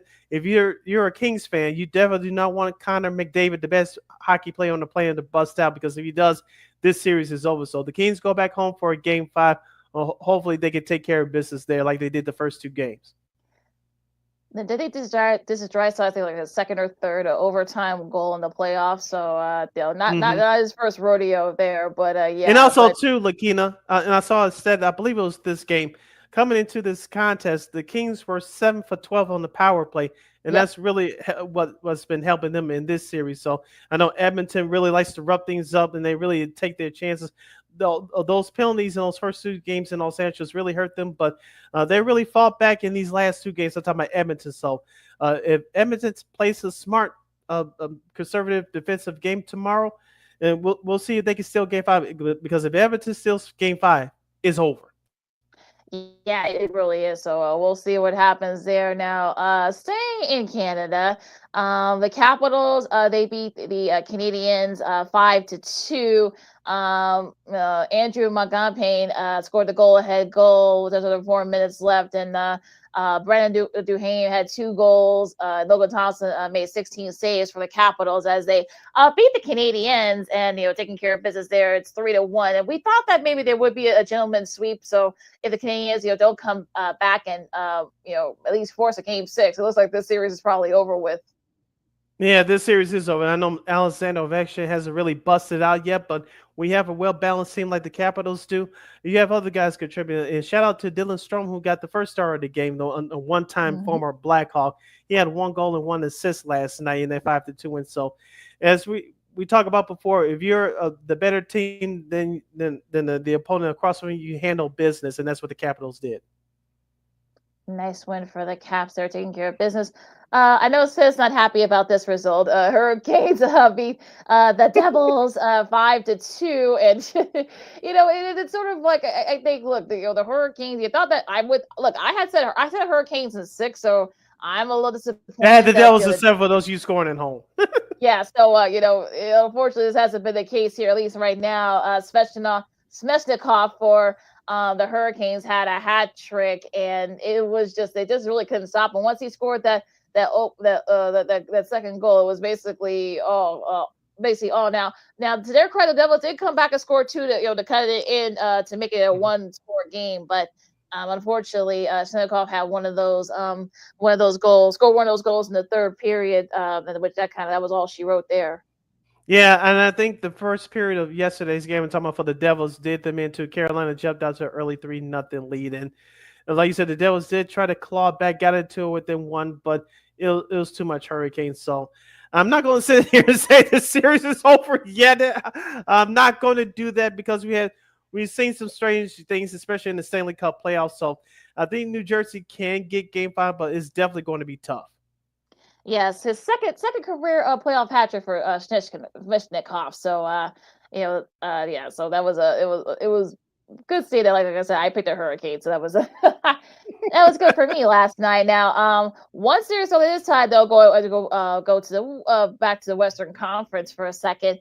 St. Louis, scored 5 goals. They beat Winnipeg, and now they're tied in their series. I mean, I thought that maybe Winnipeg was going to wrap this up, but yeah, Brady Shin said not. Yeah, I mean, Brady Shin said not so fast. Goals reached, by him, Tyler Tucker, and Justin Falk, and in the second period, that kind of was all Blues, and it was just like Winnipeg. What's going on here, Jets?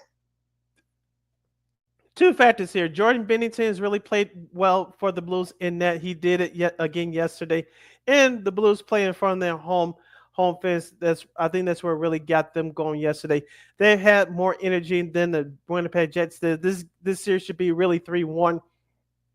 Winnipeg going back to Canada, but now you're going to be forced to play Game 6. I know Game 5 is back at home ice for the Jets, but just like we talked about in the other series with the Kings and Oilers, if you're Winnipeg going back to your place for Game 5, if you don't win that one, I think this series could be over because St. Louis obviously has some momentum right now. They shouldn't even be in this thing, LaKeena. They should be packing up, going home. But after that inspiring performance yesterday, they had all the energy on that ice. Winnipeg didn't.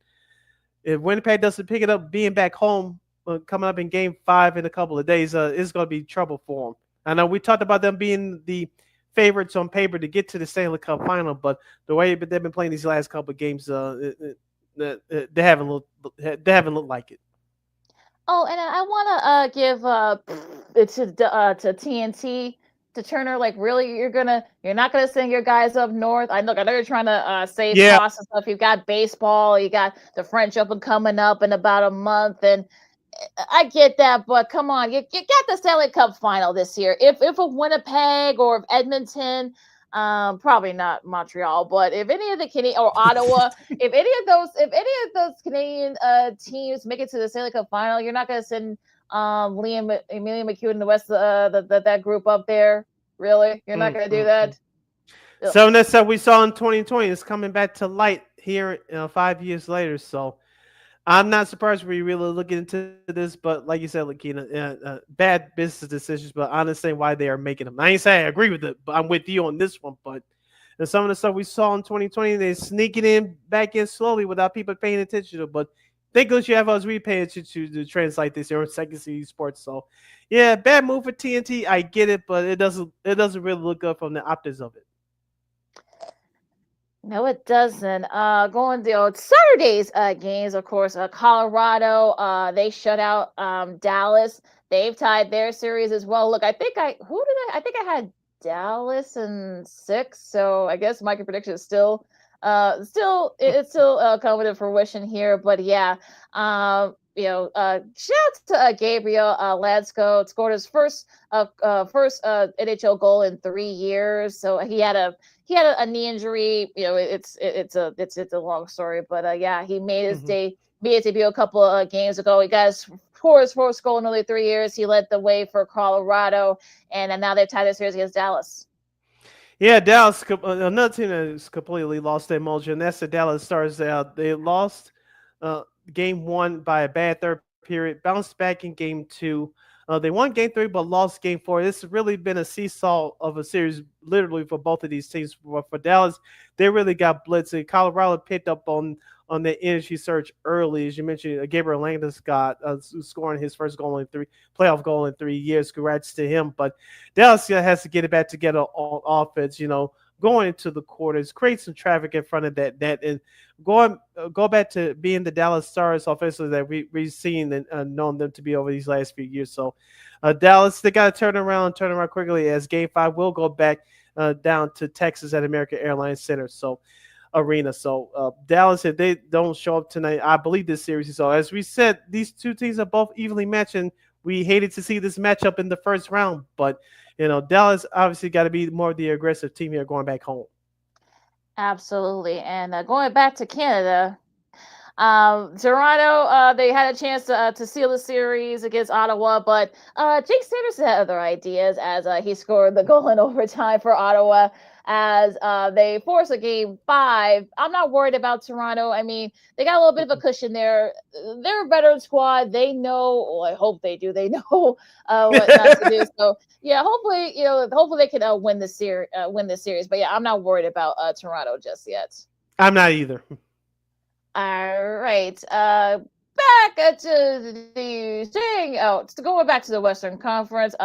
Vegas, again, this is a theme for overtime goals, folks. This time Vegas, of course, they forced a tie with the Wild, and the Golden Knights. This time it was Bubeshev who scored the game winner in overtime. Ivan Barshev. So yeah, this series just got interesting. Yeah, I think I have the Golden Knights in 6, I believe. So I'm right on track thus far. I know Minnesota has been one of those surprising teams in the Western Conference this year, but the Vegas Golden Knights, as we know in the last few years, they're a tested a young bunch. They really get up in your grill, and they really make you work for everything that you get. And so, this series has been no different. So I'm not surprised at the results. I know many people are. Some people really thought that Minnesota should be leading the series 3-1, but this is Stanley Cup playoffs. Anything can happen. So any momentum surge that you have, you got to take advantage of it. The Vegas Golden Knights did here. So I won't be surprised if this series wins 7. Like I said, I think I had the Vegas in 6. So, but I wouldn't be surprised if this series wins 7. I think I had Vegas in 7 in this series. So yeah, this could happen. So we'll see what happens there. Now the Battle of Florida. Tampa beat the Panthers, or the Panthers are still up 2-1, but yeah, the Lightning really needed that series. Nick Paul beat Bobrovsky. Bobrovsky didn't have his best showing there. So yeah, they came back. They outscored the Panthers, so they were able to get that win, and a much needed win, and they got a much needed game in that series. Yeah, it was about time the Tampa Bay to bust down. They did there, as you mentioned. But Florida is the play here. I think I had them beating Tampa in 5, I believe. But I had Florida win the series regardless of how many games. But Florida still should be fine now. If Florida loses the next end, then we're going to have a problem. But Florida's the better team here. They should be able to win the series easily. Well, speaking of going into this week's tonight, Tampa Bay and Florida, we'll see if Tampa can even the series. This will be at 6:00 on ESPN. Both these games are on ESPN, a doubleheader tonight. Colorado and Dallas in the pivotal Game 5 at 8:30 on ESPN. All right, tomorrow, Tuesday, your schedule looks like this. At 6:00 on ESPN, Toronto will host Ottawa in Game 5 of this series. Toronto will lead that series 3-1. At 6:30 on TBS, Devils and Hurricanes Game 5 back at Raleigh, North Carolina. Carolina leads that series 3-1. At 8:30 on ESPN, Minnesota Wild and the Golden Knights live on Vegas. That's at 8:30 on ESPN. That Western Conference first round series is tied up at 2 games apiece. And at 9:00 on TBS and streaming on Max, it'll be Game 5 between the Oilers and the Kings in the Western Conference first round. That series is tied up at 2 games apiece. And also on Wednesday, Montreal and Washington. This will be on ESPN at 6:00. We'll see if the Capitals can wrap up that series. Game 5, we'll see. Could this be a clincher for Florida, or will it be a pivotal Game 5? We'll find out on Wednesday at 6:30 on ESPN2. And ESPN, they're actually going to be in Canada. Thank you very much. As they host was now a pivotal Game 5 against St. Louis at 8:30 on ESPN. All right, your schedule for Thursday looks like this. Maple Leaf Senators Game 6 if necessary. The Stars and Avalanche Game 6, time to be announced at a later time, perhaps by tonight or perhaps by tomorrow morning. Golden Knights and Minnesota Wild back in the Twin Cities for Game 6.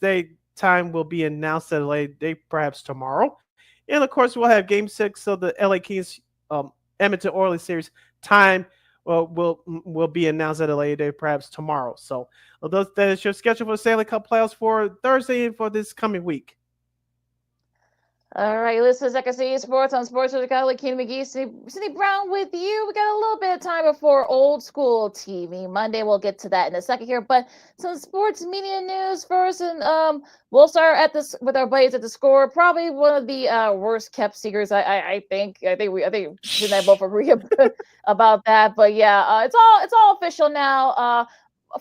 All involving friends of the show, Leila Rahimi and Marshall Harris will be now the new midday tandem of Rahimi and Harris, which they just started it earlier today, and they did this transition with Molly and Hall, David Hall, another friend of the show.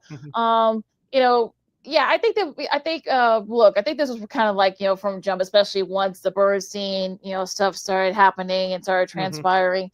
And now, of course, Leila Rahimi will be the driver of the show. First time ever that a woman will do that for a sports radio station here in Chicago. So congrats to her. Also, Marshall Harris will continue on middays. He did a great job with Bernstein. I see no problem because look, he and we've had him multiple times on here as well. Both he, they worked together back in Philly over the old CHS and CSN Philly, and also too, of course, they worked in Texas as well. So yeah, they've known each other for a long time. So this should be a really good tandem. It should be this is a good move by the Score. And also too, another good friend of the show, Mark Grody, who's the Bears beat reporter there for 670 The Score. He will join them twice a week on this show. So we're going to have a 3-headed monster show at least twice a week until Bears season. I know he joined their show early today as a guest discussing the Bears draft.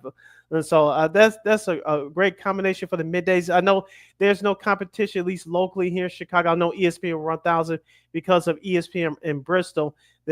All ESPN stations must carry at least 2 to 4 hours of national programming a day. So ESPN Chicago here on the middays, you have Clinton and friends. And so the Score is competing against tape delay national programming. So they're going to sweep the ratings right there. And plus, going back to those two, they're just engaging, fun-loving people. And as you mentioned, we had them both on our show before, all three of them, I should say. So, they bring the energy, they bring the personality. They're going to make it middays fun again. So yours truly, both of us will be tuning in regularly or 670 Score. So I'm sure that I know some other people wanted Jason Goff back there. Unfortunately, that's not going to happen. I know some people may want other people to switch shifts to go have them go to afternoons or middays, but I think this was the best option that the Score and Mitch Rosen and company could come up with. And I think Grody, Harris, and Rahimi will do a great job.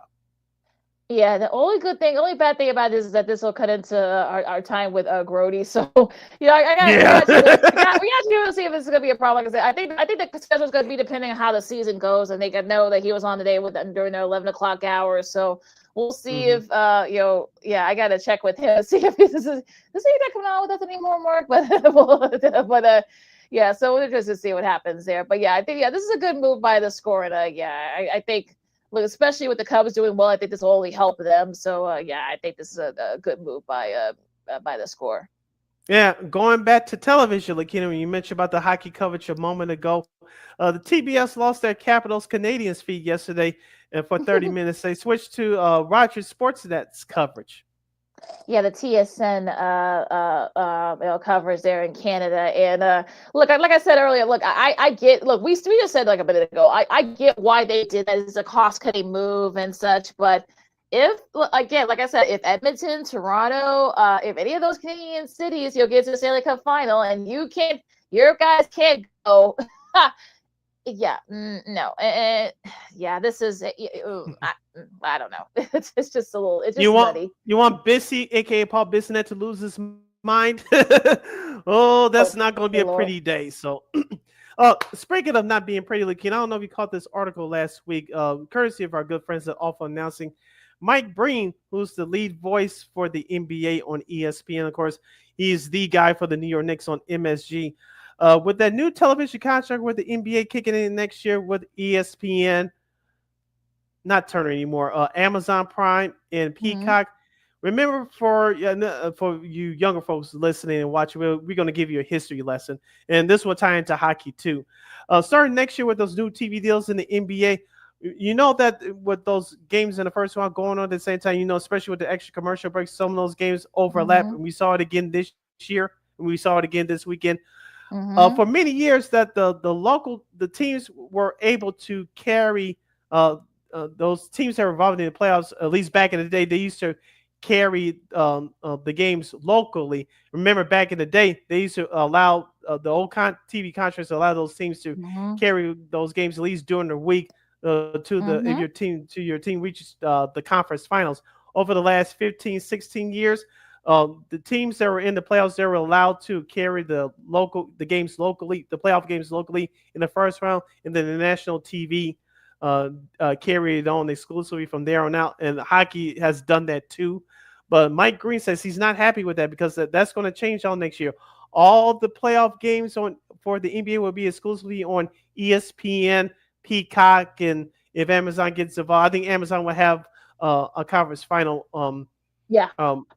broadcast for the duration of the contract starting next year. So, but looks like the days are too consuming playoff games locally, LaKeena. We won't be able to watch them anymore, and at least of this live broadcast, LaKeena, the CHSN thing is going to be terrible whenever they get their issues resolved with expanding Comcast. But let's just say the Bulls make it to the playoffs next year, LaKeena. We won't be able to hear Adam and Stacey unless we hire them personally to come over to our houses. Well, Stacey would do that too. He'd do that. So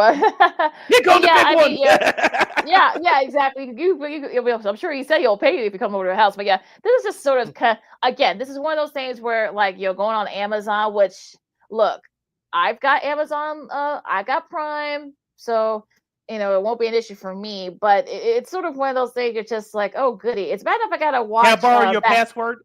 Yeah, I'll look. I'll look. Yeah, I'll share the password for anybody out there that wants it. But it's kind of like really. So yeah, I don't. It's just.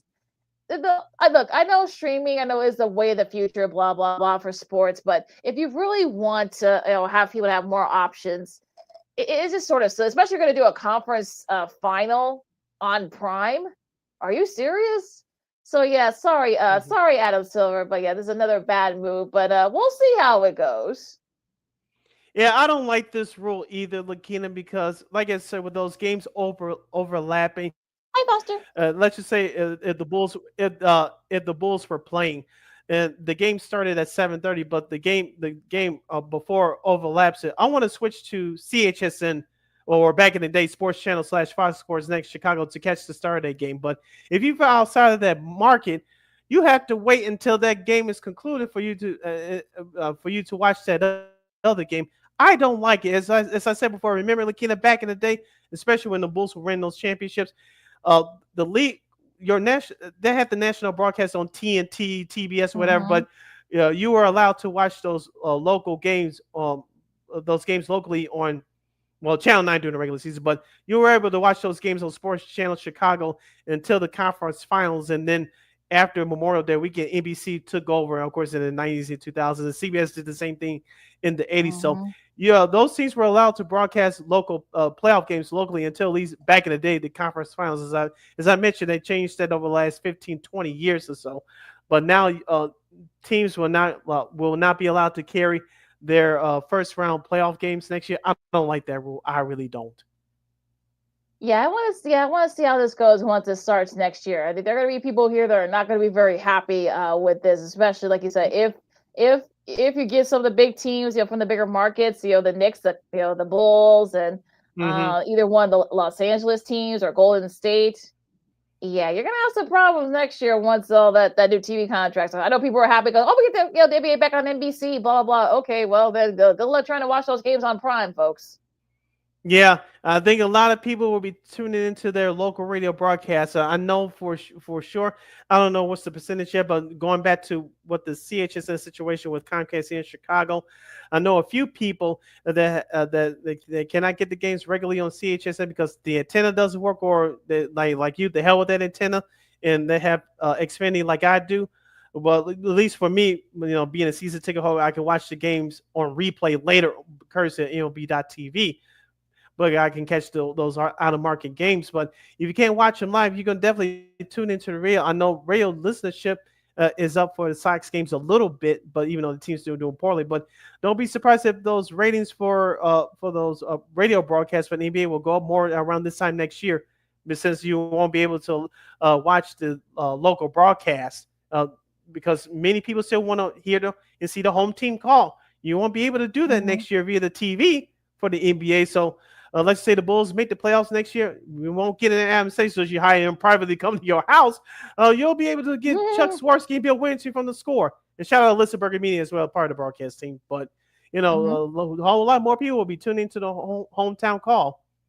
I don't think that'll be a bad thing, but them for the teams not allow them to broadcast the playoff games locally, that's a bad move. Like you said, we know the money's in streaming, but it's a bad move. It is very bad. So we'll see what happens there when we cross that bridge. Now, some big ratings for the NFL draft. Now, the 4 through 7 ratings haven't been out yet, but the first round had some of the highest ratings. They were up, I think, like 8%, like 8 to 12%, depending on how you which network you saw that. But the second and the third rounds for day 2, the second most watched day 2 on record, 7.3 million viewers across ESPN2, NFL Network, and ABC. That's up more than 40% from last year. So big. This is for people who are going to say, why is the NFL draft such a big deal? Well, here's why, folks. Yeah, they took a page out of the NBA's playbook. They make the NFL draft into a show, like a red carpet show. You get all the 32 teams represented, even though we said from a football standpoint, it's not a very deep draft. You make it to an entertainment product, people will watch. And that's what's been happening with the NFL over the last few years. As you mentioned, with the first round coverage has been the highest rated in 5 years since COVID. So, the NFL is king right now. Whatever they touch, it almost turns to gold. So I'm not really surprised by what we heard and seen here. Yeah, absolutely. So again, we'll see. Again, like I know. Raj Goodell said that he wants to make it even quicker. So we'll see what he does, what he means by that. But so big ratings for the network. So again, I'm sure the ratings were actually pretty good as well for Saturday's coverage. So but yeah. I mean, look, good ratings all around. I guess if you're a big draft junkie. So congrats to everybody for the big ratings. And them expanding a few years ago to a 3-day weekend event that has really helped them as well. Because remember back in the day, history lesson again, for those of you younger than us, remember, LaKeena, you had to wait all day for your team to pick in the first round? They started like at 10, 11 o'clock in the morning our time, and then go out to like 8 o'clock at night. I wasn't in the house watching the draft all day, no. But I was like, where did the Bears pick? Oh, they didn't pick yet. Really? You had to wait until like 5 o'clock in the afternoon to find out who your team picked. Well, from that aspect of it, I'm glad that those days are gone.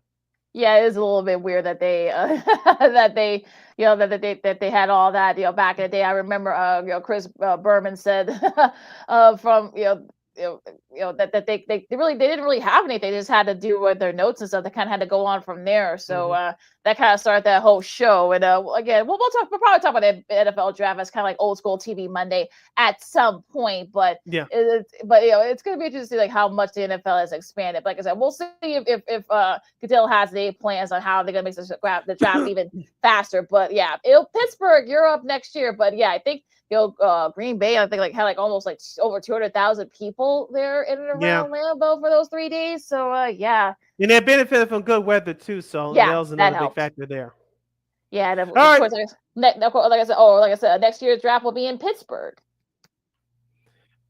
All right. Speaking of old school TV Monday, LaKeena, let's wrap up today's show by having this our last edition of Old School TV Monday for the month of April.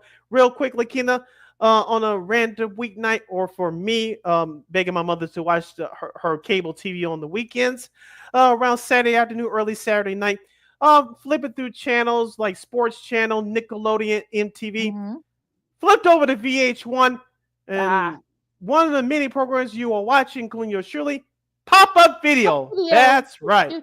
Pop-Up Video was a VH1 television show that showed music videos annotated as pop-up bubbles, officially called info nuggets, containing trivia and witticisms relating to the video in question. The show was created by Woody Thompson and Tad Lowe and premiered on October 27, 1996. For a time, it was the highest-rated program on VH1, though Behind the Music overtook it in 1998. It was originally produced by the Spin Bottle Incorporation, later by iBoogie Incorporated during this original run. In October 2011, Pop-Up Video was revived by VH1, featuring new music videos with new trivia and commentary. The revived production was continued by iBoogie Incorporated. The show's pioneering use of pop-up bubbles to provide additional information about what is happening on screen has seen by many imitators and parodies, as well as some of the official licensed spin-offs, including Pop-Up Video UK. Yeah, it was one of my favorite shows on there during that time, and I thought it was a really cool concept that they, kind of had little nuggets and such about the different, the song, songs they write the songs, what were the inspirations and. If they had to deal with real life animals. I remember the first episode of the torture video. I guess they tried to use a real snake with the Jacksons. They didn't want no part of that. Yeah. So they used claymation instead. That was actually when it was starting to become a big thing there. So that's kind of how that started. But yeah, it was cool. Learn about all the nuggets. Interesting little tidbits about how the video came to be and how the songs came to be and stuff. So yeah, I thought that was a really cool concept. I wish they still had that, but yeah, I think it was a really nice way to kind of little trivia for you and your friends as you're watching your favorite music videos. Yeah, the 1996 VH1 Fashion Awards, Divas Live, which we'll do at some point.